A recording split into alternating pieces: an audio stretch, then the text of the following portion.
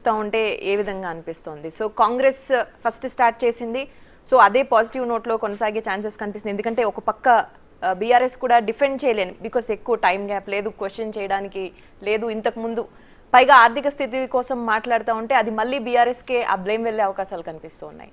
So ఏం చెప్తారు? మీతో పాటుగా ప్యానెల్లో ఉన్నటువంటి మిత్రులు పెద్దలందరికీ, అదేవిధంగా బిగ్ టీవీ వీక్షకులందరికీ గుడ్ ఈవినింగ్.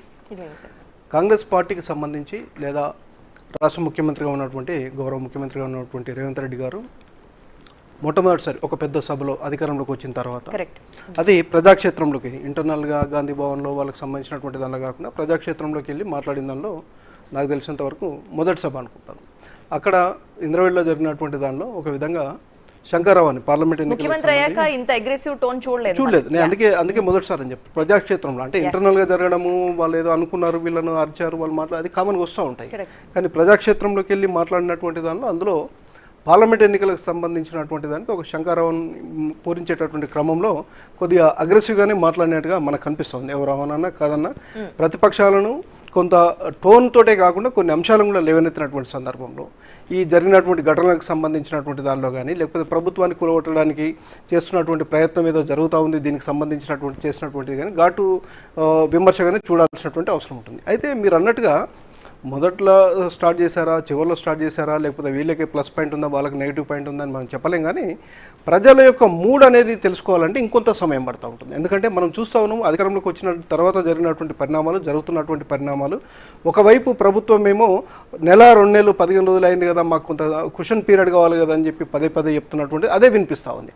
వీళ్ళేమో ప్రతిపక్షాలుగా ఉన్నటువంటి వాళ్ళు కానీ, లేకపోతే కేంద్రంలో అధికారంలో ఉన్నటువంటి ఇప్పుడు అల్జాపూర్ సింగ్ మాట్లాడినట్టు కానీ, సోదరులు రాకేష్ గారు మాట్లాడినట్టు కానీ, ఇంకెంతకాలం ఎప్పుడు చేస్తారు, రుణమాఫీ ఏమైంది, రైతు బంధు ఏమైంది, ఉద్యోగ నోటిఫికేషన్ ఏమైంది, వీళ్ళు అదే చెప్తా ఉన్నారు. ప్రజలు దీనిపైన ఏ నిర్ణయం తీసుకోబోతా ఉన్నారు అనేటటువంటి దానికి సంబంధించినటువంటి ప్రజాక్షేత్రంలో ఎవరు చెప్పే జస్టిఫికేషన్ ఏంటనే దానికి కొంత సమయం పడుతుంది. కరెక్ట్ వేణుగోపాల్ రెడ్డి గారు. కానీ ఇప్పటికీ ఒక 2 హామీలు అమలు జరిగింది, ఒక 2 హామీలకు సంబంధించి ఒక క్లియర్ రోడ్ మ్యాప్ కూడా ఇవ్వడం జరిగింది. సో దీన్ని ప్రజలు అకౌంట్ చేసే అవకాశం కనిపించట్లేదా? రూప గారు, 2 హామీలు అనేదానికంటే కూడా వాళ్ళు ఇచ్చినటువంటి 6 గ్యారంటీలో 13 అంశాల్లో 2 అంశాలు అమల్లోకి వచ్చాయి. 2 గ్యారంటీలు అమలైనట్టుగా కాదు. ఈ 2 అమలవుతున్నటువంటి వాటికి సంబంధించినటువంటి పూర్తి స్థాయిలో ఫైనాన్షియల్ బర్డెన్ కానీ, దానికి సంబంధించినటువంటిది కానీ ఇప్పటికిప్పుడు ప్రభుత్వం పైన పడేది కాదు, కొంత సమయం పడుతుంది. ఆరోగ్యశ్రీకి తీసుకోండి, మీరు రాజు ఆరోగ్యశ్రీ అనుకోండి, మనం దానికి సంబంధించి తీసుకున్నప్పుడు 10 లక్షలకు సంబంధించినటువంటి ట్రీట్మెంట్ ఉదాహరణ, అంటే తప్పు జరిగింది ఇవ్వలేదని నేను చెప్పట్లేదు, నా ఉద్దేశం అది కాదు. ఇప్పటికిప్పుడు ఫైనాన్షియల్ బర్డెన్ ప్రభుత్వానికి పడట్లేదు అనేది మనం చూడాలి. Over a period of time అది చెల్లింపులు అనేటటువంటి ఆర్టీసీకి ఉదాహరణకు 1,00,000 మంది ప్రయాణం చేశారు ఒక నెల రోజుల్లో. 1,00,000 మందికి సంబంధించిన 1,00,000 టికెట్లు ఎక్కడి నుంచి ఎక్కడ పోయారు, ఎంత అమౌంట్ అయింది, అది ప్రభుత్వానికి వచ్చి ప్రభుత్వం దానికి జీవో రూపంలో రిలీజ్ చేయడం, క్యాష్ అంటే మన ట్రెజరీస్కి ఇవ్వడం కానీ, ఆర్టీసీకి ట్రాన్స్ఫర్ చేయడం జరిగినప్పుడు ప్రభుత్వానికి దీని బర్డెన్ తెలుస్తూ ఉంటుంది. ఉదాహరణకు 500 రూపాయలకు సిలిండర్ అనేటటువంటిది త్వరలో ఇవ్వబోతున్నాం అని చెప్పి ముఖ్యమంత్రి గారు ఈరోజు ప్రకటన చేశారు.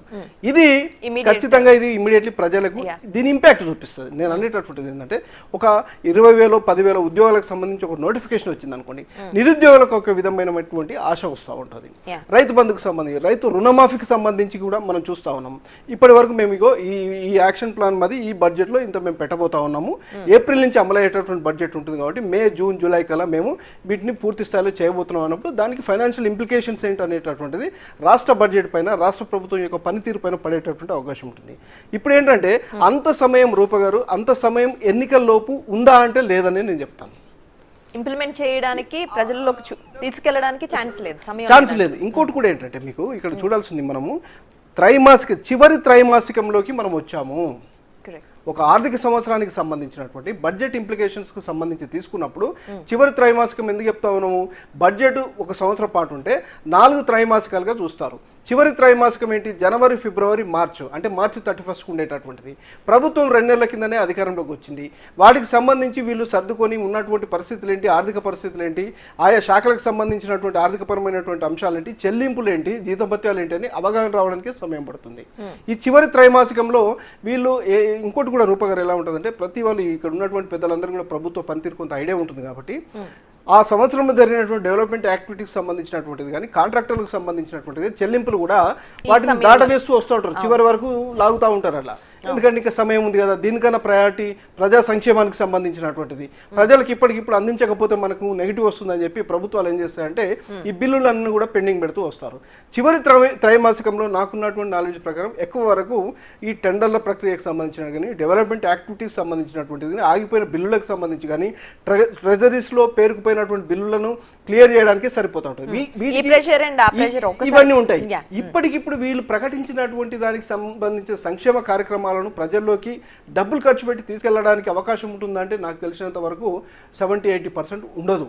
వీళ్ళ యొక్క ఇంప్లికేషన్స్ కానీ వీళ్ళ యొక్క పనితీరు కానీ ఎప్పుడు తెలుస్తూ ఉందంటే రూప గారు మనకు ఇప్పుడు ప్రవేశపెట్టబోయేటటువంటి బడ్జెట్లో వీళ్ళు ప్రకటించినటువంటి 6 గ్యారంటీలకు సంబంధించినటువంటి పద్దులు హెడ్స్ ఏవైతే ఉంటాయో మేము ఇగో గతంలో 50 కోట్లు ఇచ్చారు, మేము 500 కోట్లు కేటాయిస్తా ఉన్నాము, రుణమాఫీకి సంబంధించి 1000 కోట్లు మేము పెట్టబోతా ఉన్నాము, అదేవిధంగా సబ్సిడీ సిలిండర్ కోసం 500 రూపాయలకు అందించే సబ్సిడీ సిలిండర్ కోసం మాకు 500 కోట్ల రూపాయలు ఖర్చు కాబోతుంది కాబట్టి ఈ హెడ్ కింద పెడతా ఉన్నాం అన్నప్పుడు వాటికి సంబంధించి వాడుకోవడానికి కానీ ప్రజలకు ఒక విధమైన నమ్మకం కలిగించడానికి కానీ ఆస్కారం ఉంటుంది. మరి అంత పీరియడ్ ఇప్పుడు ఉందా అంటే మనకు షెడ్యూల్ ఎప్పుడు వస్తుంది, ఎన్నికలకు సంబంధించిన నోటిఫికేషన్ ఎప్పుడు రాబోతుంది అనే దానిపైన ఆధారపడి ఉంటుంది. కాబట్టి ఇప్పుడున్నటువంటి మార్చి 31 లోపు ఇవన్నీ జరిగిపోతాయని అనుకోవడానికి కానీ జరిగే చిన్న ఇప్పుడు చెప్పారు, ముఖ్యమంత్రి గారు చెప్పారు కాబట్టి మనం నమ్మాలి. 500 రూపాయలకు సంబంధించిన సిలిండర్ అదేవిధంగా 2 హామీలను అమలు చేయబోతున్నాం అని చెప్పారు కాబట్టి వేచి చూడాలి. ఇది ప్రజలకు ఎప్పుడైతే డైరెక్ట్గా బెనిఫిట్ అవుతుందో ప్రభుత్వ పనితీరు పైన వాళ్ళకి పాజిటివిటీ డెవలప్ అవుతుంది. కానప్పుడు మాత్రం కొంత ఇబ్బందికర పరిస్థితి ఉంది. ఇదంతా కూడా క్షేత్రంలోకి వెళ్ళాక వాళ్ళు కూడా ప్రతిపక్షాలు కూడా ఇప్పుడు ఇవాళ సీఎం గారు మాట్లాడారు కాబట్టి రేపు ప్రతిపక్షాల నుంచి ఎలాంటి టోన్ రాబోతూ ఉంది, వాళ్ళు ఏం ఆరోపణలు చేయబోతా ఉన్నారు, ప్రజలు ఏ విధంగా రిసీవ్ చేసుకుంటా ఉంటారు అనే దాని మీద కొంత సమయం పడుతుంది మనం చెప్పడానికి. ఎస్ రాకేష్, ఇంతకు ముందు మాట్లాడుతూ ఎక్కడా బహిరంగ వేదికల్లో మేము అనలేదు, బీఆర్ఎస్ నాయకుడు ఎక్కడా చెప్పలేదు